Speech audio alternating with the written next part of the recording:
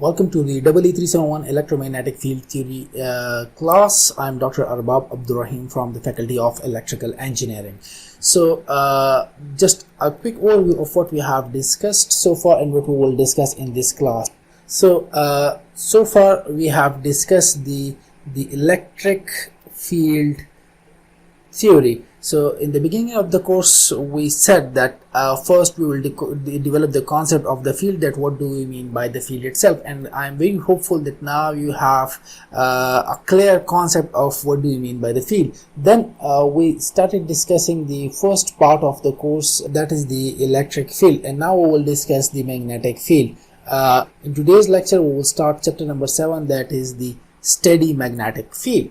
So before going into the details of the magnetic field, let me discuss some brief concepts of what we have discussed so far. Okay, so what we have discussed so far is the electric field or the electric field intensity at any point. How do we find the electric field intensity at any point? So we have defined the electric field intensity at any point as the force per unit charge on a test charge in the presence of a second charge. That is, the electric field intensity goes to the force per unit test charge in the presence of a second charge.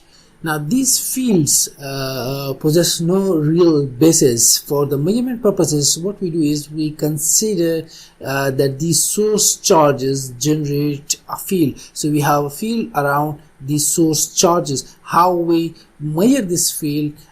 For this purposes we use the detector charges, which we also call as the test charges.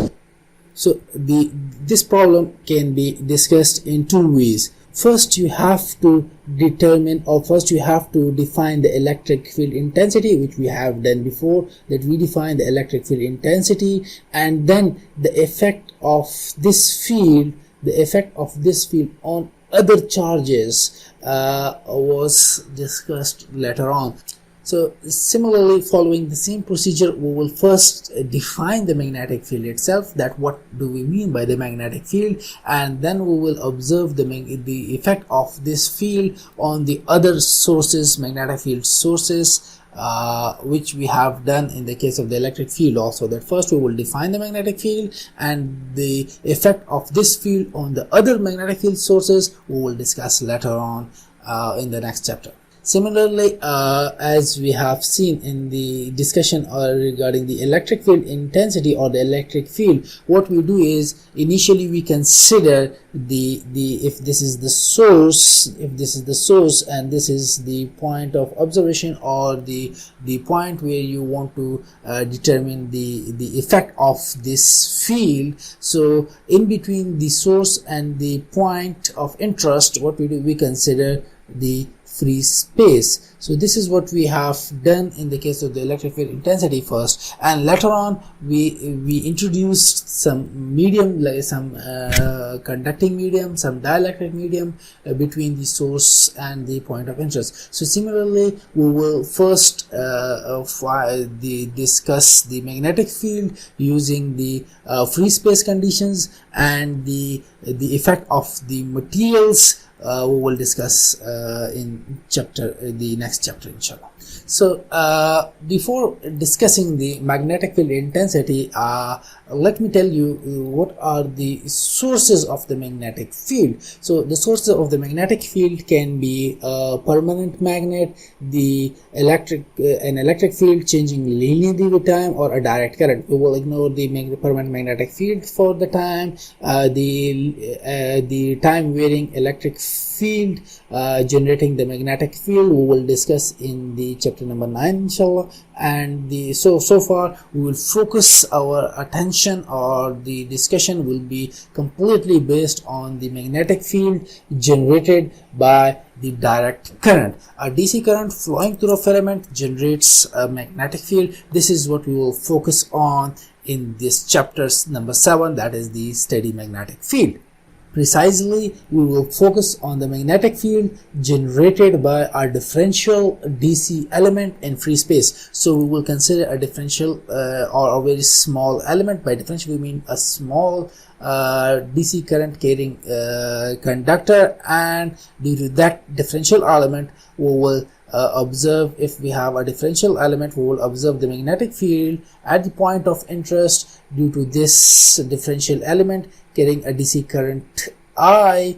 We will observe the magnetic field due to this current carrying conductor at this point in free space. So the space between the filament and the point of interest will be filled with free space. So now, as we said, that we will focus on the magnetic field generated by the direct current itself. So what we are trying to do, what is our aim? Our aim is to define the magnetic field intensity. To define the magnetic field intensity, to obtain the magnetic field intensity, what we say is that we take the source as a direct current. We are considering only this source of the magnetic field. So in the electromagnetism, there is a law called as the Biot-Savart law, which describes the magnetic field generated by a constant or DC electric current, and it allows to calculate the strength at various points of that magnetic field generated by a DC element. So now, what is a Biot-Savart law? So remember, what we are trying to do is that we are trying to define the magnetic field intensity first. So to define the magnetic field intensity, what we said is that we will consider only the DC current source generating the magnetic field. So the relation or the equation that describes the generation of the magnetic field by a DC current element is the Biot-Savart law, called as the Biot-Savart law. So now, what does the Biot-Savart law states? To explain the Biot-Savart law, remember, this is an experimental law and it was stated in around 1820s. So this law states that if you have, let's consider this as a conductor which carries a current I in this direction. So this is a conductor which is carrying a current in this direction.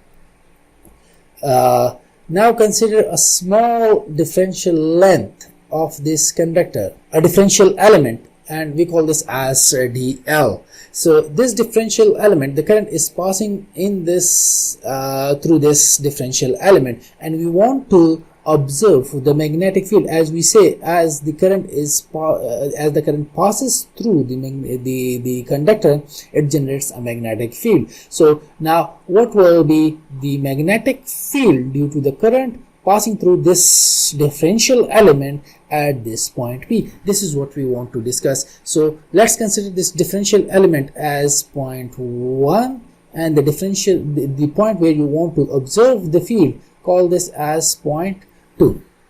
Now, what will be the field due to this differential element which is carrying a DC current I in this direction at this point P?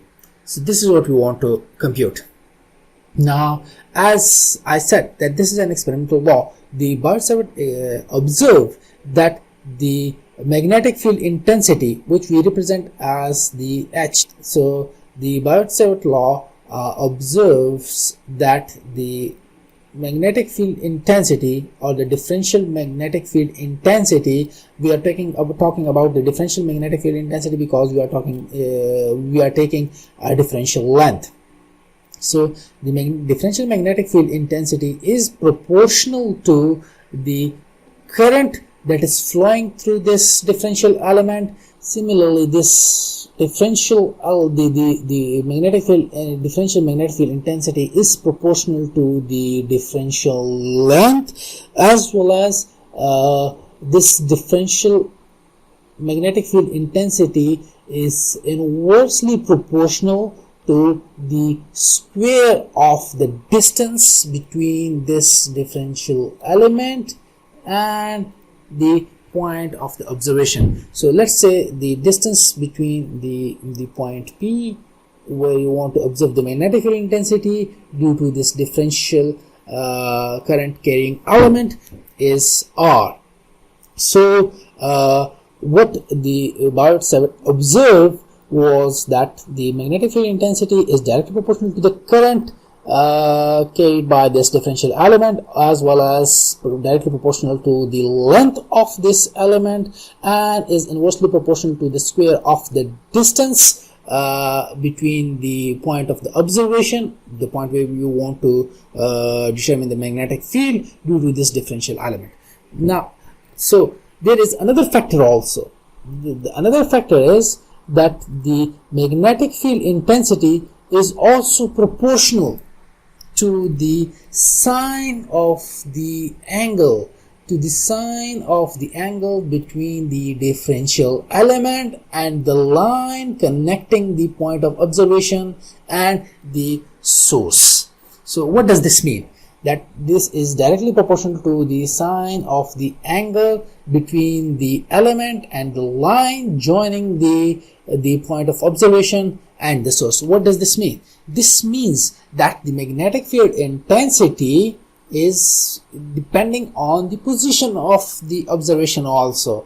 Look, if we change the position of this point, what will happen? This angle will change. Let's say we can say this as the position, so the angle will change. This will be, let's say, theta 2, this was theta 1. So it means that as you change the point of the observation, what happens? The magnetic field intensity also changes, even if you keep the distance between the point of the observation and the source constant. If you keep the length of the source constant, and also if the current is constant, so even if these parameters are constant and you change the point of the observation, what will happen? The magnetic field intensity will change. So the magnetic field intensity also depends on the position of the observer. So I can summarize this as the magnetic field intensity is equal to 1/4 pi. Instead of the proportionality, I am using the constant of proportionality in SI units, that is 1/4 pi. So the magnetic field intensity is equal to the current, it is into the differential length into the sine of the angle between the differential element or the source and the line joining the source to the point of observation, and inversely proportional to the square of the distance between the two. Now, if this, look, what we say is that now we can say that this differential length, this is a vector quantity, this is having some differential length, as well as this is having some unit vector, and that unit vector is in the direction of the length or the direction of the current. Okay, so this is what we have for the DL. Now, what about the R? This is a vector distance. This is a line joining the differential element and the point of the observation. This is having some magnitude. You can say that this is having some magnitude as well as the direction. So here we can say that this R, this is having a magnitude. This is having a direction, which we represent it as the AR. So this line joining the point of observation and the differential length has a direction, which we normally call it as the AR. So coming back to this expression, that is, let's consider this as expression A. Coming back to this expression A, what we observe here is, further explaining the equation A, we go back to the definition of the cross product. What is the definition of the cross product? The cross product says, if you have two vectors A and B, and you are taking the cross product of these two vectors, what we do is we multiply the magnitude of A by the magnitude of B into the sine of the angle between the two. Now, coming back to our situation in which we have the differential length. As I said, this is a vector quantity, so the magnitude of this quantity is dl and the direction is al. Then again, what we say is, So the magnetic field intensity depends on the line, the sign of the angle between the filament and the line joining the filament and the point of the observation. So we said that this line is having a direction AR. This is a vector quantity having a direction AR. So what will be the magnitude of this quantity? I can write this as a magnitude and direction. So the direction is AR, and this is so now coming to the term dl sine theta. So this dl sine theta, this can be written as the cross product of the length and the unit vector AR, because by definition what we have, we have the magnitude of the dl, which is the d small l, and the magnitude of the unit vector AR, which is 1, and the sign of the angle between the two, which we term it as theta. So this dl sine theta, in this expression I can replace this if I want to write this in a vector form. If I want to write this expression in a vector form, what I can write is that 1 over 4 pi in I into the dl cross a r divided by the magnitude r square. So this is what I can write. So this dl sine theta, this dl sine theta, I have replaced this by the cross product of the differential length and the line joining the point of the observation and the differential line. So this is basically the called as the Biot-Savart law, which says that the magnetic field intensity is proportional to the current flowing through the conductor into the differential length into the sine of the angle between the line connecting the point of observation and the source, and the distance between the source and the point of observation. I can also write this in terms of the r vector only, because you know that AR unit vector is the vector r divided by the magnitude of r. So I can write this equation B as the magnetic field intensity is equal to the 1 over 4 pi into the I dl, which is a vector quantity, cross r divided by the r cube by 2, and we call this expression as, let's say, equation C. Remember, it is not possible to experimentally validate this expression because we cannot have the differential element, we cannot have the differential current carrying element. Instead, we take this as a complete filament or a complete conductor, which we are going to discuss in a while. So coming back to the continuity equation, which says, the current continuity equation says that the del dot J, this is equal to the minus partial V over partial T, this is equal to the time derivative of the charge density. So as we know that this is a direct current, as we are talking about the direct current, so the charge density is not varying with time, or it means that the charge density is not a function of time. So this continuity equation becomes this, because this factor becomes equal to 0. So the divergence of the current density of a direct current density is always 0. Now if we apply the divergence theorem, what it says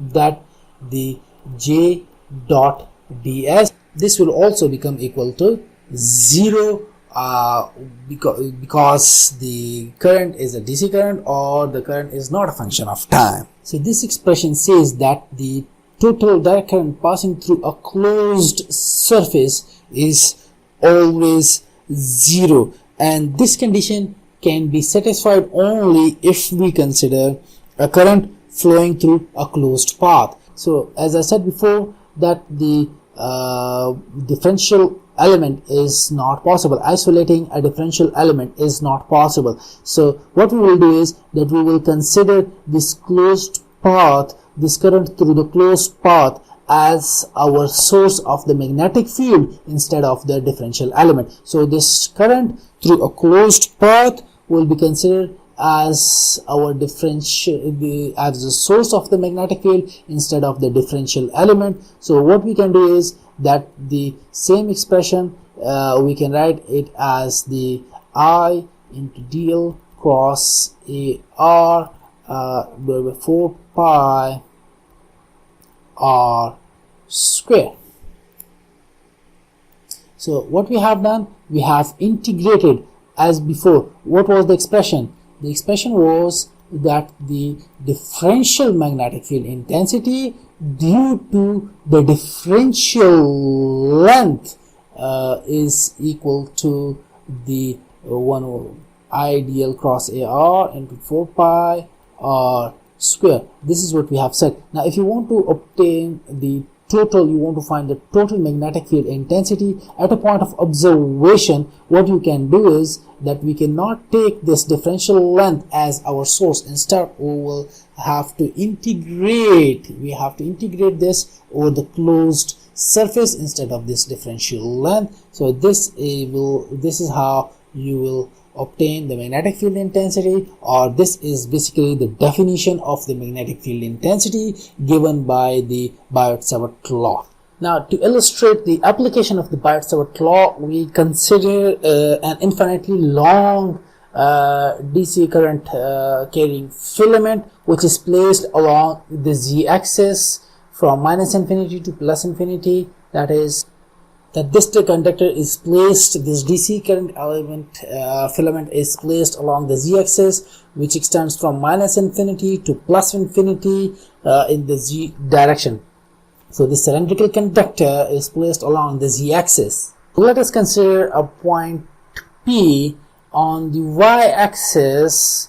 Let's call this as point 2. So we want to observe the magnetic field intensity at this point P, or the point 2, due to a small differential element. Now consider this small length, this small differential length. So to find the magnetic field intensity at this point due to this filament, we will use the Biot-Savart law.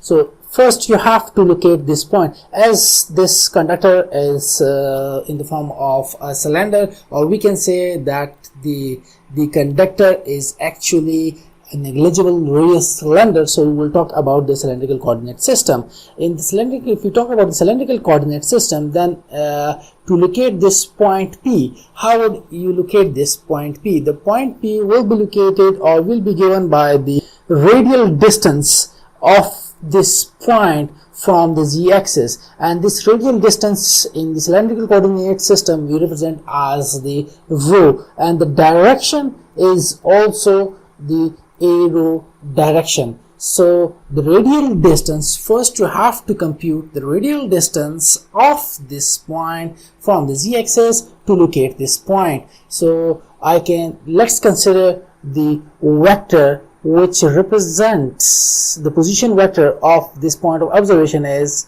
rho a rho. The radial distance from the z-axis in the rho direction, because we are talking about the cylindrical coordinate system, we are considering this filament as a negligible radius cylinder.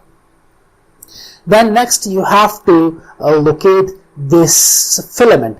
Now this filament is along the z-axis, so the position vector, let me call the position vector of this filament as r prime. So the position vector of this filament we call it as r prime. Consider this as the z prime consider this length as the z prime length. So z prime, and this is in the direction of the az, this is in the az direction, that is also the direction of the current. So now if you have this r and you have the r prime, and this differential element is a very small, then the distance from the filament to the point of observation, which we say it is necessary, this is the distance you have to compute. That so the distance from the source of this filament, let's call this as the r12, call this filament point as point 1. So this is from from point 1 to point 2. This is given by the r12. The unit vector along this direction is r12 unit vector, and the vector itself is the r12. So now what you have to find is, first we talk about the dl. What is dl? This is the differential length. This differential length, let's call this differential length as the magnitude as dz. This is the change in this very small change in z, the differential length in z. This is dz, this is in the az direction, so the length is dz. And what about the r12? How would you find this r12? So as we have done this many times before during the course, that how would you find the distance from one point to the other point? We can find the distance by using the head to tail rule. In this case, it means that the r vector minus the position vector of point 1, which is r prime. So r vector is where which is the position vector of the point 2. This is rho a rho minus z prime a z. This is the vector. Now what will be the unit vector along the r12? The unit vector along the r12 will be the vector itself divided by the magnitude of the vector, so which comes out to be the rho a rho minus z prime a z divided by the magnitude. So now coming to what will be the magnetic field intensity at point 2, which is the dH2. The magnetic field intensity at point 2 is given by the current through the DC filament and the length, which is dz az cross the unit vector, which is divided by the 4 pi r square magnitude. So this is the magnetic field intensity at point 2 due to this the differential filament. Now to further solve this expression, what we obtain is we obtain the magnetic field intensity at point 2 as the I over the 4 pi this quantity into this quantity. This gives you the rho square plus the z prime square 3 by 2 and this 3 by 2, and then you have the dz az cross a rho is a phi. So then you have rho dz az cross a rho is a phi, and then az cross az is 0. So now this is the magnetic field intensity at point 2, that is the point of observation due to the differential filament that we have discussed. Now what will be the magnetic field intensity at point P due to the whole conductor, or what will be the total magnetic field intensity at point P due to the whole current carrying conductor? So what we can do is we can integrate this. We will integrate this expression to obtain the total electric field, the magnetic field intensity at point P. How we can integrate this? Let us discuss this thing. So we have to integrate this over the whole length. And as we said that this is an infinitely long conductor which extends from minus infinity to plus infinity. So we have to integrate this over these limits. Now as you can see that the length of the conductor is along the z direction, so the I, the rho, the a phi, and the 4 pi, these becomes the constant, so we can take them out of the integral and we can solve it as so. Using the table of integrations, what we obtain is this.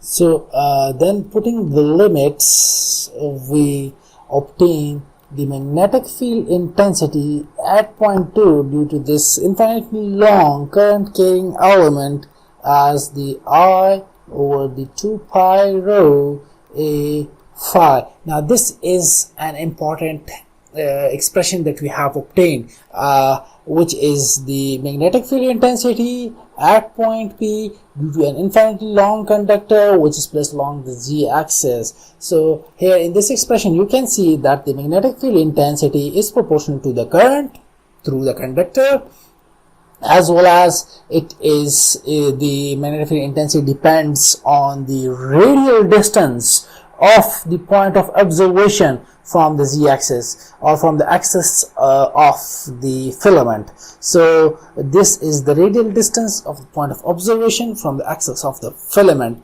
And there is one thing more which is very important. What is the direction of this H2? How would be the direction of this H2? This is circular. Now as we have seen that how does the phi changes as keeping if we have this as some axis. So if phi is the angle between these two axes, the rho making with respect to the axis, so as you change phi keeping the rho constant, so what happens that you have a circular path. So with the change in phi you have a circular path. So it means that the magnetic field intensity, if this is let's say a conductor which is carrying a current into the board, then the direction of the magnetic field intensity around this conductor at any point, this will be circular. So this expression tell you that the magnetic field intensity around a current carrying conductor will be in the circular form. So as you increase rho, the magnetic field intensity will change, but the direction or the distribution of the magnetic field intensity will be in the form of the circles around the conductor. So from this expression we can conclude that the magnetic field intensity does not vary, or it is not a function of the phi and z, but it weighs inversely to the distance from the filament, and that the direction of the magnetic field intensity is circumferential, that is it is in the form of circle around the conductor. So this can be related to the electric field intensity. What we have said before regarding the electric field intensity, that if you have a point charge, if you have a source, so the electric field intensity will be distributed in this form, that is given by these streamlines around the charge. So this will be the electric field intensity distribution, whereas the magnetic field intensity distribution around the source is in the form of circles, or that is circumferential. Now this was about the infinite length of filament. Now what if the filament is of a finite length? How would we obtain the magnetic field intensity of that filament at some point? So let us see that this would lead to another very important expression, useful expression using the Biot-Savart law. So let us do that. What if the filament is finite instead of infinite? So let us consider this finite length filament. Now if we have this filament which is, let's say, extends from the Z1 to Z2, now what will be the magnetic field intensity due to this filament? Consider this as point 1 at this point 2. So to apply the Biot-Savart law, you have to first locate this point. Let's consider the position vector of this point as point P. The radial distance of this point from the z-axis is, let's say, rho in the a rho direction. So the position vector here is the rho a rho. So the position vector again is z prime a z in the z direction. So again the distance from the filament to the point of observation is, and the r magnitude will be the rho square plus the z prime square, the under root, again the ar will be the r vector over the r magnitude, which is the rho a rho minus z prime a z over the magnitude of the r, which is the rho square plus z prime square 1 by 2. So this is the unit vector along the direction connecting point 1, that is the filament, and point 2, that is our point of observation. So coming back to the initial discussion of the Biot-Savart law, that the as I have discussed this in the beginning, that the magnetic field intensity, differential magnetic field intensity, this is proportional to the sine of the angle between the point of observation and the line connecting the filament and the point of observation. So this means that the point of the position, the position of the point of the observation affects the total magnetic field intensity. How it does that, this is we will see now. So okay, so how would you apply the magnetic field intensity at point 2 is I the dl into the cross the ar divided by 4 pi r square, r magnitude square, or I can see that the magnetic field intensity at this point 2, this will be the integration of filament. So how the total filament, which is extending from z1 to z2, so you have to integrate this expression in the limits from z1 to z2, or I can write this as from z1 to z2 the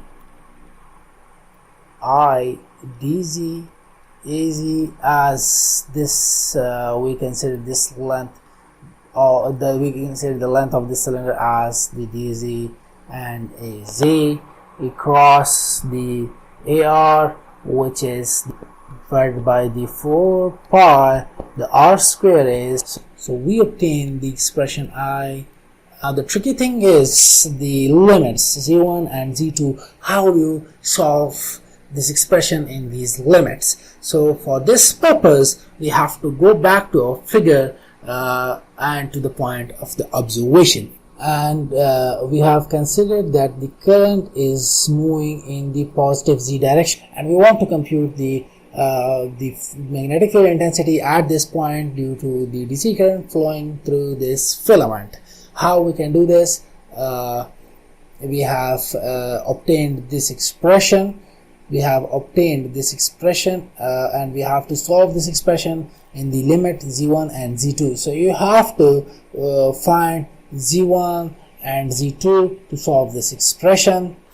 So to find z1, we have connected the lower end of z1 with the point 2, and let's say it is making an angle it is making an angle theta 1 with the radial distance. Similarly, we can connect the point of observation to the upper end. How we decide these ends? We decide these ends by the flow of the current. So the current is flowing from Z1 to Z2, so the angle of Z1 with respect to point 2 is considered as theta 1, and the angle Z2 with respect to angle of Z2 with respect to point 2 is considered as theta 2. So let us join the Z2 to the point 2. We have connected Z2 with the point 2. Consider this angle as theta 2. Okay, so I have redrawn the figure here just to clarify some concepts. So what we have done is we have joined the lower end of the filament. Lower end we decide by the direction of the current. If the current is moving in the positive Z direction, so this is the lower end, this is the upper end. If the current is moving in the opposite direction, so what we normally say is this is we take this as the upper end, and this is this as the lower end. So anyhow, the angle that Z1 the lower end is making with respect to this point is taken as theta 1, whereas the angle made by Z2 with point 2, we take it as theta 2. So as we said, we have this expression that is, now to obtain Z1, what we can say is that we have this radial distance which is making an angle theta 1. This is Z1, so we will obtain this right angled triangle. This is a right angle triangle. This distance is, let's say, Z1. The radial distance is rho. So from the trigonometry, we can say that the Z1 equals to the rho tangent theta 1. Similarly, the Z2 we can find by having this right angle triangle. So this is a right angle triangle that we have for the Z2. So if this length is Z2, the radius is rho. So again, for this right angle triangle having an angle theta 2, what we have Z2, which is the rho tangent theta 2. So now we have Z1 and Z2, so we have to integrate this expression, which is from Z1, which is rho tangent theta 1, to rho tangent Z2, which is rho tangent theta 2. We have to integrate this expression in these limits. Using the table of integration, we can solve this. What we obtain is, we obtain the I is the a phi over the 4 pi rho rho square plus z square in the limits rho tangent theta 1, rho tangent theta 2. So if you solve this, if you play with this expression and solve this, you will obtain I over 4 pi rho sine of theta 2 minus sine of theta 1 in the a phi direction, as the direction is circumferential. So this is an important relation if you have a finite length conductor. So if you have a finite length element, as I said before, that if you move this point, what will happen? If you move this point, if you move the point of observation above or below, these angles will change, and as this angle changes, the magnetic field intensity will change. Remember how we obtain these angles? We obtain these angles with by considering the direction of the current. If the direction is in the plus AZ direction, so the lower end we consider as theta 1, the other as theta 2. We subtract the sine of the angles of the position with respect to the conductor. Thus becomes the expression of the magnetic field intensity at a point due to finite length element. Now let me discuss the use of the expression which we have obtained, that is the I over the 4 pi rho sine of theta 2 minus sine of theta 1. Remember these angles, the definition or determining these theta 1 and theta 2, these are important. You must not confuse theta 1 and theta 2.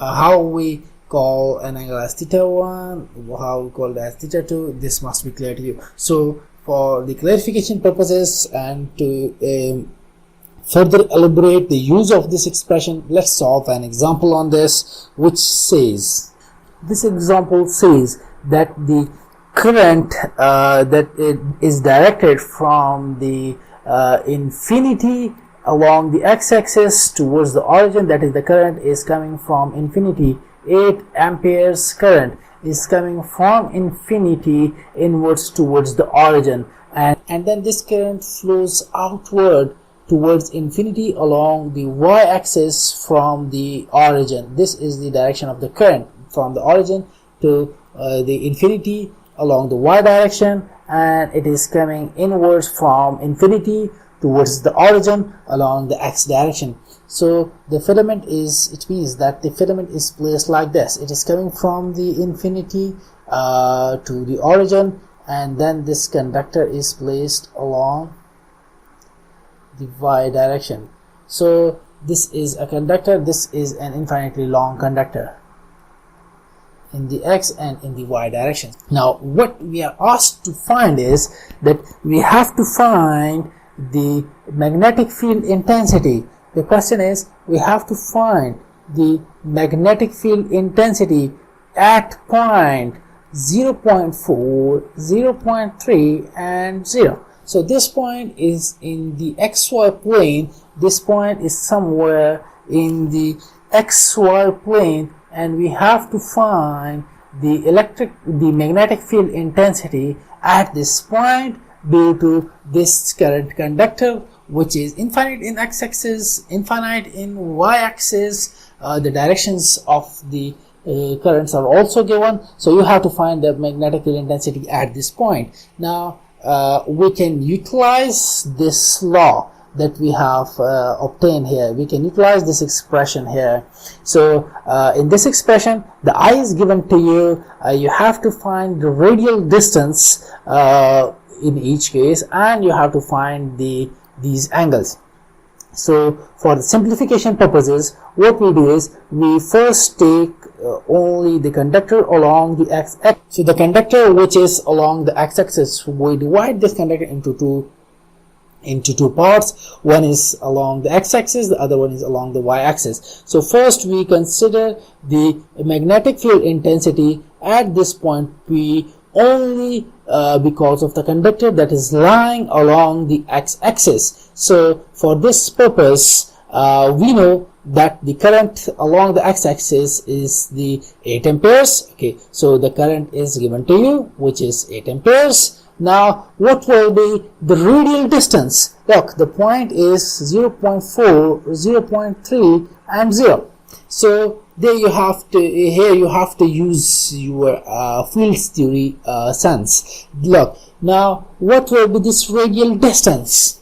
Come on, you have to compute this. What will be this radial distance rho from the x-axis? We are only considering the x-axis conductor. We are not considering the y-axis conductor.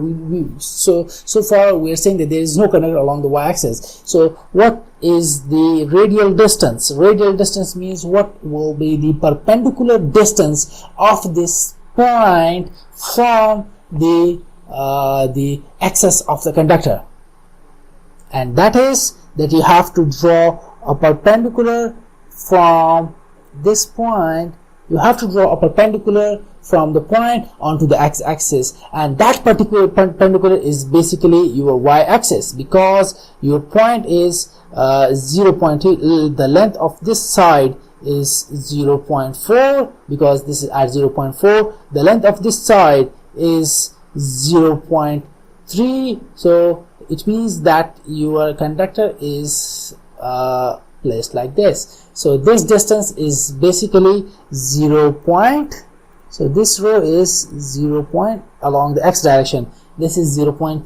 The perpendicular distance from this point to this conductor is 0.3. It means, because again I'm explaining this point in detail, that the point is in the xy plane. So xy plane means that there are two axes, the x and the y, which are perpendicular to each other. So if the conductor is along the x-axis, then the other axis is, which is perpendicular to the axis, is the y-axis, which is 0.3. So here, that's why we say the radial distance is 0.3. And if we talk about only the conductor along the x-axis, so the radial distance of the point from the x-axis or from the conductor is 0.3.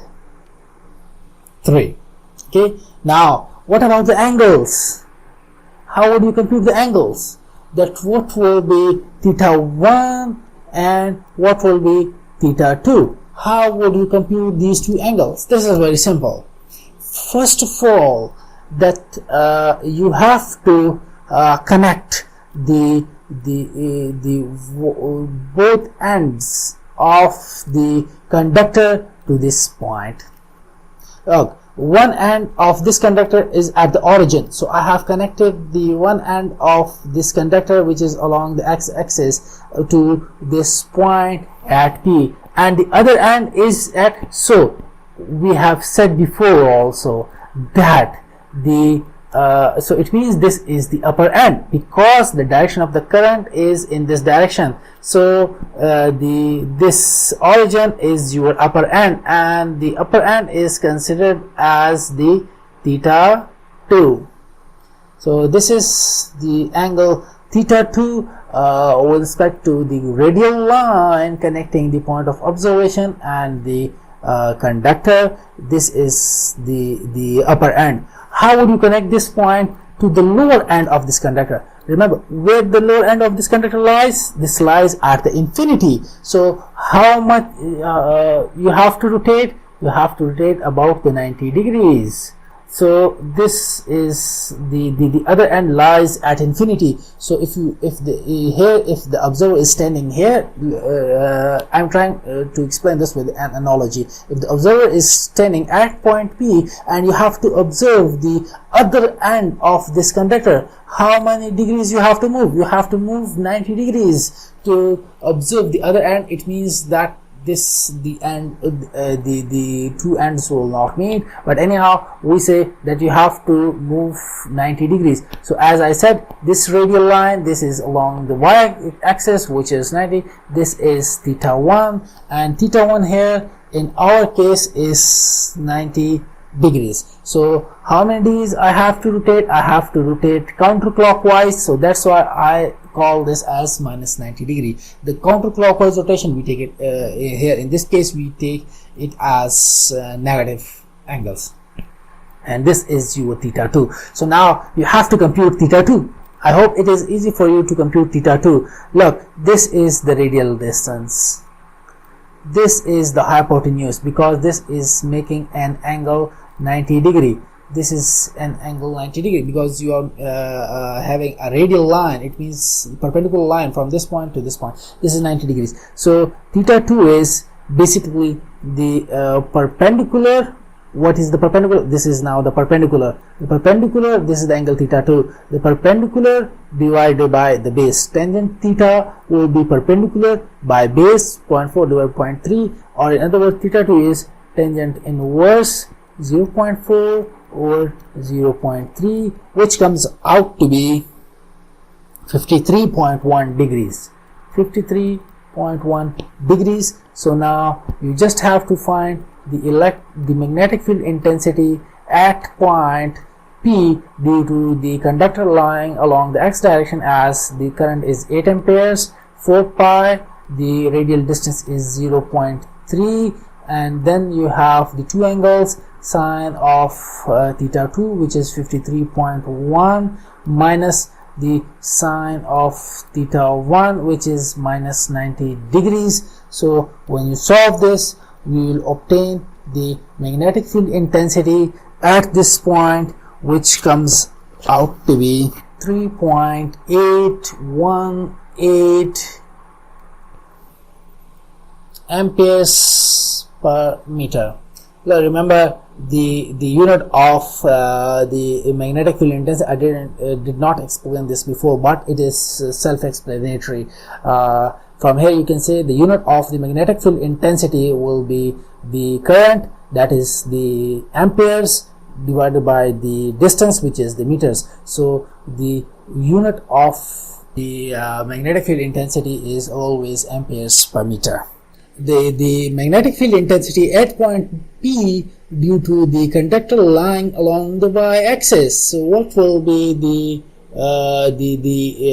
magnetic field intensity at this point P due to the conductor along the y-axis? So we will say due to the conductor along the y-axis, the current is again given to you, that is the 8 amperes. So the current is 8 amperes. What about the radial distance of this point from this conductor? The radial this is the radial distance.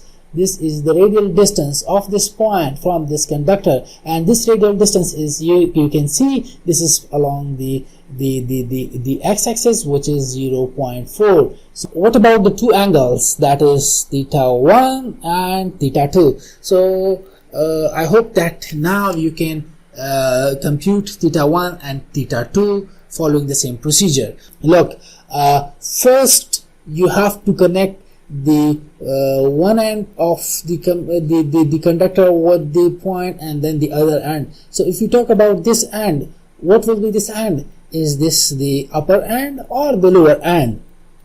This is the lower end, because the direction of current is away from this end. So the current is moving from this end. So the angle that this line, which is the lower end makes with respect to the radial line that connects the point out, then this is your theta 1, because theta 1 is the angle which the lower end of the conductor makes with the radial line that connects the conductor and the point of interest. So now what about the theta 2? The theta 2 is the angle that the point of observation is making with respect to the upper end of the conductor. Now what angle this observer is making with respect to the other end of the conductor. So as the other end is lying at infinity, so this conductor has to move around 90 degrees. So to reach to the other end, it means it is parallel with the y-axis. So the other end, which is lying at infinity, the angle is 90 degrees. There are other explanation to this. If you are still confused in this, we can discuss this in the live interactive session, where we can discuss other methods also by which we obtain this 90 degree angle. So this theta 2 is 90 degrees. So look, the theta 2 is 90 degrees, and you take this as positive angle because this is along the positive y-axis. So the observer has to move 90 degrees from the radial line to reach to the other end. So that's why it is positive 90 degrees, as in the clockwise direction. What about the theta 1? Theta 1 is again the same. You have tangent inverse perpendicular by base. Look, this is the angle theta 1, and this is the 90 degrees, the angle between the conductor and the radial line. This radial line is perpendicular to this axis. So it means that now which side is perpendicular? This is the perpendicular side, which is 0.3, and then you have this side, which is 0.4 along the x-axis. So the angle comes out to be minus 36.9 degrees, as this is counterclockwise. So the counterclockwise angles are taken as negative, so that's why we call this as minus 36.9 degrees. So again, you have to put this in the expression that is the magnetic field intensity at a point due to the conductor along the y-axis. This becomes equal to the I, which is 8 over 4 pi into the radial distance, which is now 0.4 into the sine of theta 2. Theta 2 is now what? Theta 2 is 90 degrees minus the sine of theta 1, which is minus 36.9 degrees. So what you obtain is, we obtain 2.546. This is 5 amperes per meter along the y-axis. So the conductor which is lying along the y-axis is generating a field of 2.546 amperes per meter at point P. What will be the total field? So it is easy. The total field at point P due to the conductor along the x-axis and the conductor along the y-axis, we can sum them up, and what we have is 3.818 along the a phi direction plus 2.546 along the a phi direction, as the directions are exactly the same, so we can add them up and we will obtain 6.36 a phi, and this is the magnetic field intensity that we obtain at point P due to the two conductors, or due to a conductor which is having this kind of a shape in which the current is coming from infinity, or the conductor is extending from the origin to infinity along the x-axis, as well as from origin to infinity along the y direction, and the current is coming inward from the x-axis and leaving through the y-axis at infinity. Okay, so with this we conclude our today's lecture, in which we wanted to define the magnetic field intensity, and we said that the magnetic field intensity can be generated, in which we are interested, can be generated through a DC current, or the current that is the filament that is carrying a DC current.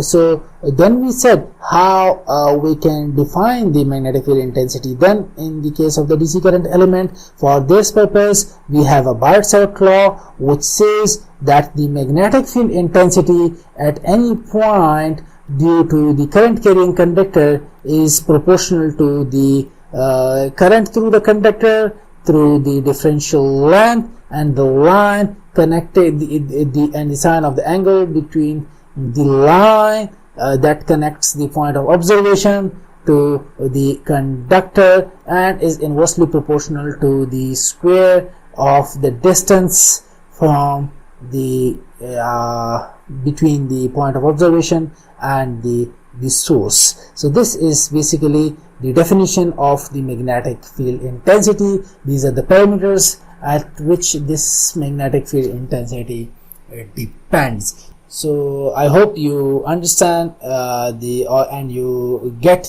today's objective, that is understanding the magnetic field intensity, or the basic definition of the magnetic field intensity. I will give you an assignment. I will upload that assignment on the CMS, as well as I will email it to the CRs. So you have to submit that assignment in time. Thank you very much.